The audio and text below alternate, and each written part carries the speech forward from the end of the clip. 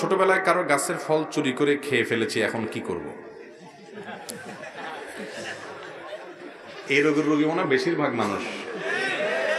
হাসির যে ভাবচক্কর, তাতে মনে হচ্ছে সবাই আকামটা কম বেশ করা হয়েছে না।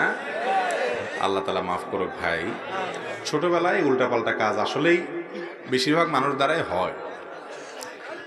বিশেষ করে বাপ মার সাথে যে চুরি ডাকাতি, এটা তো মোটামুটি হালাল মনে করেই করি আমরা, তাই না?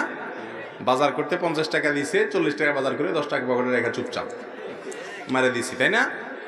আচ্ছা ভাই, ছোটবেলায় যদি কারোর গাছের ফল খেয়েছেন, আপনি বিশেষ করে ছোটবেলায় বলতে একবারে ছোট জরুরি না, 17-18 বছর বয়সে, অনেক সময় কিশোর বয়সে, তারুণ্যের শুরুর দিকে এসে এরকম উল্টাপাল্টা আমরা করি।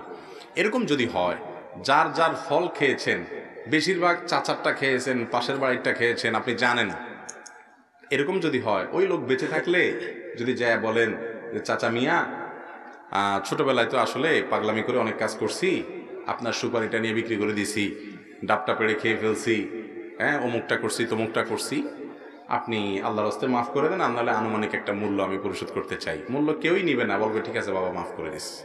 তাহলে এইভাবে মাপ চেয়ে আপনি মুক্ত হয়ে যেতে পারেন।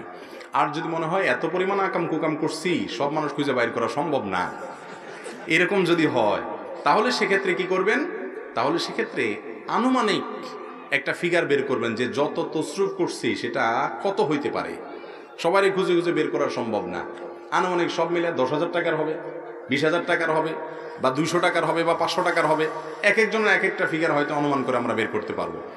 এই আনুমানিক ফিগারটা বের করার পর ওইটা কোনো গরিব মানুষকে দান করে দিবেন, এই উদ্দেশ্যে যে আল্লাহ, যত মানুষের গাছের ফল টল খাইছি চুরিদারি করে, খুঁজে খুঁজে তো বের করতে পারবো না, আনুমানিক 2,000 টাকা 3,000 টাকা হবে, এটা আমি দান করলাম কোনো গরিবকে, তুমি এর সওয়াবটা ওই মালিকদেরকে দিয়ে দিও। তাদের নিয়তে আপনি কি করলেন? দান করে দিলেন। এভাবে ইনশাআল্লাহ আমরা এই দায় থেকে মুক্ত হওয়ার চেষ্টা করতে পারি। আল্লাহ তাআলা আমাদেরকে সব ধরনের দায় দানা থেকে মুক্ত হয়ে দুনিয়া থেকে যাওয়ার তৌফিক দান করুন।